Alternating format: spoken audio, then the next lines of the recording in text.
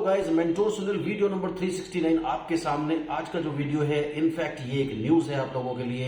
अगर आप stem cell therapy के बारे में कुछ जानना चाहते हैं तो अक्सर आप लोग मुझसे सवाल पूछते रहते हैं कि स्टेम सेल थेरेपी हम लोग करवाएं या ना करवाएं अपने बच्चे में। इसके बारे में हम लोग जरूर बात करेंगे।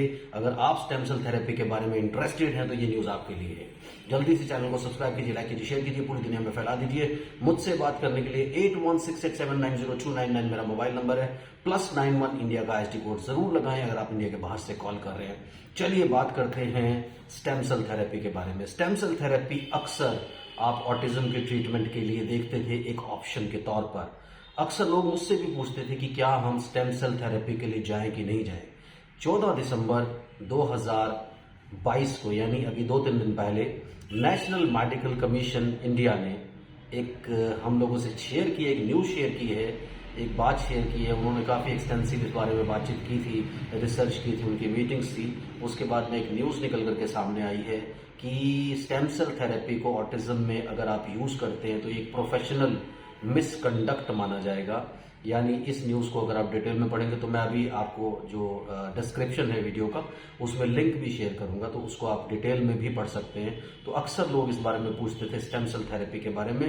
तो अगर आप ये कंसीडर कर रहे हैं तो होल्ड कर लीजिए, आप कंसीडर करिए इसको बाद में, जब तक कि इसके बारे में कोई क्लियर न्यूज़ नहीं आ जाती, क्योंकि इसके बारे में बहुत कुछ देखा गया है। इनफैक्ट मेरे पास भी कई सारे केसेस आते थे जिन्होंने काफ़ी सारी चीज़ें कराई थी और बहुत सारे पैसे खर्च किए थे। कई तो बहुत गरीब लोग थे जिन्होंने शायद अपने बहुत सारे लोन्स लेकर के इस प्रोसेस को करवाया था, लेकिन बहुत बड़ा डिफरेंस देखने को नहीं मिलता है। इसलिए आप इस चीज़ को ध्यान रखिए।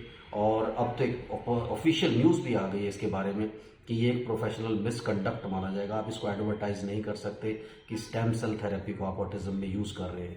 सो ये डिसीजन अभी आप मत लीजिए और आप नॉर्मल थेरेपीज पर ध्यान दीजिए। और मैं हमेशा शुरू से ही आपको बोलता हूँ कि आपका अपना डिसिप्लिन, डेडिकेशन और डिटर्मिनेशन, D3 प्रिंसिपल काम करता है इसमें। अगर आप पूरा डिटर्मिनेशन से आगे बढ़ते हैं तो आपको कुछ करने की जरूरत नहीं पड़ती। ये सब processes, because these are behaviour disorders, और मुझे लगता है कि थेरेपिस्ट से ये बिहेवियर डिसऑर्डर्स जो है वो इजीली क्योर किए जा सकते हैं। If you consider the stem cell therapy and all this things, मुझे समझ में भी नहीं आ रहा था कि एग्जैक्टली आप क्यों इसके लिए जाना चाहते हैं, क्यों ये सब चीज़ें यूज़ हो रही हैं।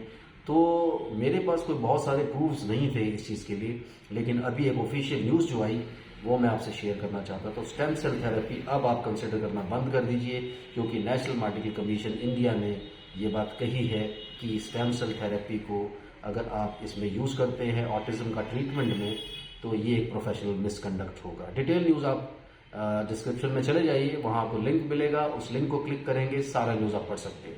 Thank you very much, bye bye.